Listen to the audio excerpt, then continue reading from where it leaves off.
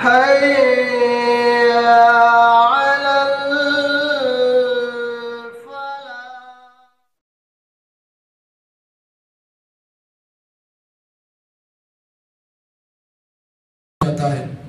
آج کے درس میں جو حدیث میں نے آپ کے سامنے پیش کی ہے، اس حدیث کو روایت کرنے والے صحابی رسول حضرت انس ابن مالک رضی اللہ تعالی عنہ ہیں.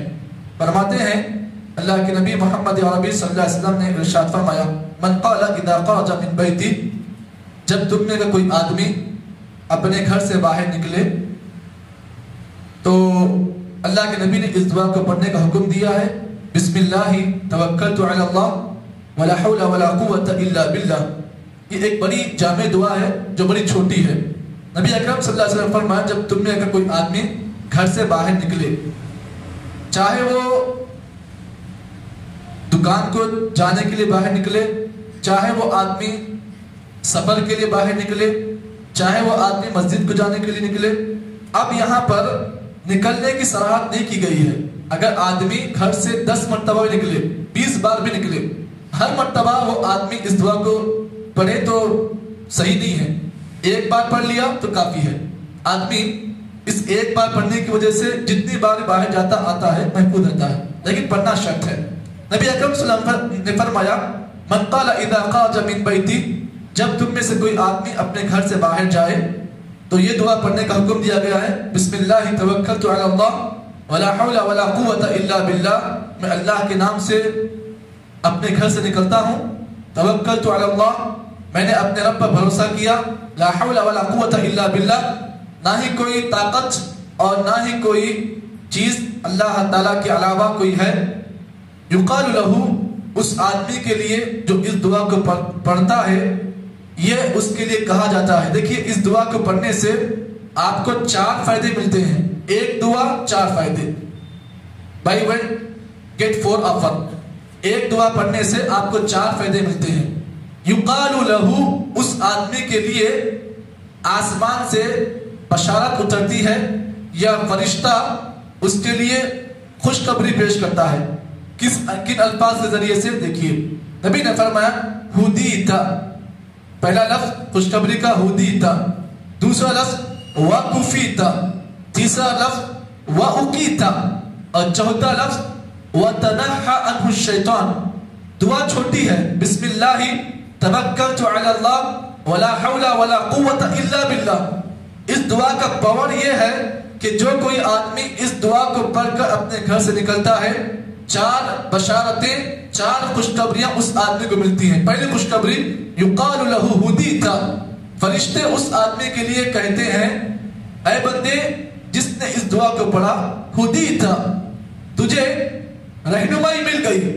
یعنی تو جس راستے سے جائے، جہاں بھی جانا چاہتا ہے، ہر راستے میں رب تیرے ساتھ ہوتا ہے. یعنی رب تیرا گائیڈنس ہوتا ہے، رب تیرا گارڈین ہوتا ہے. ہدیتا، چاہے آپ اس دعا کو پڑھ کر جنگلوں میں چلا جاؤ، یا پھر تنہائی میں جاؤ، یا پھر گاؤں میں جاؤ، یا پھر ایسے مقام پہ جاؤ جہاں پر کوئی انسان نہیں، تو وہاں پر رب آپ کا گائیڈنس ہو جاتا ہے. یعنی رب آپ کے ساتھ ہوتا ہے. ہدیتا، تو اس آدمی کے لیے بات کی جاتی ہے کہ اے بندے تجھے رہنمائی مل گئی. کس کی؟ اللہ رب العالمین کی. ہدیتا، یہ ہدیتا کا مطلب یہ ہے. وکفیتا، کفیتا کا مطلب کیا ہے؟ اس حدیث میں لفظ ہے کفیتا. کفیتا کا مطلب یہ ہے کہ اگر کوئی آدمی اس دعا کو پڑھ کر اپنے گھر سے نکلتا ہے تو اللہ تعالیٰ اس آدمی کو ہر شر سے اس کے لیے کافی ہو جاتا ہے. یعنی اللہ رب العالمین ہر شر سے، ہر برائی سے اس آدمی کے لیے اللہ تعالیٰ کافی ہو جاتا ہے. اور تیسری چیز وَأُقِيتَ، اقیتا کا مطلب یہ ہے کہ جو کوئی آدمی اس دعا کو پڑھتا ہے، اس دعا کو پڑھ کر گھر سے نکلتا ہے، اقیتا، وہ آدمی محفوظ ہو جاتا ہے. محفوظ سے مراد کس سے؟ جن، شیاطین، آفتیں، بلائیں جو بھی ہیں، آدمی اس سے محفوظ. اقیتا، تو اللہ تعالیٰ کا فرشتہ کہتا ہے بندے تو نے اس دعا کو پڑھ لیا، اب کسی بھی قسم کا شر تیرے لیے مشکل نہیں بن سکتا ہے، تو کسی شر میں واقع نہیں ہو سکتا ہے۔ اس کے بعد چوتھی چیز اللہ کے نبی نے فرمایا وَتَنَحَّ عَنْهُ الشَّيْطَانِ، شیطان ایسے آدمی سے بھاگ جاتا ہے۔ اکثر لوگ شیطان سے بھاگنے کی کوشش کرتے ہیں، لیکن شیطان اس آدمی سے بھاگتا ہے۔ اللہ اکبر، اللہ اکبر، کتنی بڑی اہم دعا ہے۔ دیکھیے شیطان کا اس انسان کے پاس سے بھاگنا، یہ بولیے معمولی چیز ہے، بہت بڑی چیز ہے، میں کہوں گا بہت بڑی چیز ہے۔ کیوں؟ اس لیے کہ جب آپ کا دشمن آپ سے بھاگ جائے تو اس کا مطلب یہ ہے کہ دشمن آپ کے نزدیک کمزور ہو گیا اور آپ دشمن کے نزدیک طاقتور ہو گئے۔ تو اس دعا کو پڑھنے سے آدمی کے اندر اتنی طاقت آ جاتی ہے کہ شیطان اس کی طاقت کو دیکھ کر اس سے بھاگ جاتا ہے۔ آپ کہتے ہیں نا کہ صحابہ میں ایک صحابی ہے جن کا نام حضرت عمر بن خطاب ہے، جن کو دیکھ کر شیطان بھاگتا تھا۔ جی آج ہمارے پاس بھی وہ طاقت ہے۔ کب؟ اگر ہم اس دعا کو پڑھ کر نکلیں گے گھر سے تو شیطان ہم کو دیکھ کر بھاگے گا، ہمارے قریب نہیں آئے گا۔ وَتَنَحَّ عَنْهُ الشَّيْطَانِ، شیطان ایسے آدمی سے بھاگ جاتا ہے۔ اب یہاں پر یہ پوری حدیث آپ کے سامنے پیش کرنے کے بعد امام ترمذی رحمہ اللہ نے اور امام ابو داؤد رحمہ اللہ نے اپنے حدیث کے اندر ایک لفظ اضافہ کیا ہے۔ اب اس دعا کو پڑھنے کے بعد سب سے بڑا جو شیطان ہوتا ہے، شیطانوں کا سردار جو ہوتا ہے، وہ اپنے چیلوں سے کہتا ہے کیف لک، اے بے وقوف تو کیوں اس آدمی کے پیچھے محنت کر رہا ہے؟ جو آدمی دعا پڑھ لیتا ہے نا، اپنے گھر سے باہر نکلتا ہے اس دعا کو پڑھنے سے، تو بڑا شیطان اپنے چیلوں سے کہتا ہے کیف لک برجل، ارے تو کو ایسے آدمی کے پیچھے محنت کر رہا، خط اہدیا، اسے آلریڈی ہدایت دی گئی، وقفیا، آلریڈی اس آدمی کو بچا لیا گیا، وقیا، اور اس آدمی کو ہر شر سے محفوظ کیا گیا۔ اب اس آدمی کے پیچھے اتنی محنت کیوں کر رہا بھائی؟ تو نکل جائے اس آدمی کے پاس سے۔ پتہ یہ چلا کہ شیطان خود اپنے چیلوں سے کہتا ہے کہ اب اس آدمی کے پیچھے ٹائم گزارو مت، یہ آدمی کو آلریڈی ہدایت مل گئی، یہ آدمی ہر شر سے محفوظ ہو گیا۔ کیوں؟ اس لیے کہ اس نے ایک ایسی دعا پڑھی ہے کہ تم جتنا اس کو ستانا چاہو اس آدمی پر تمہارا ستانے کا کوئی اثر نہیں ہوگا۔ کیوں؟ اس لیے کہ اس نے عظیم دعا پڑھی ہے۔ اللہ اکبر، اللہ اکبر۔ آج ہمارے بچے جو ہے ان دعاؤں کو نہیں جانتے، جس کی بنا پر پریشانی کا شکار ہیں۔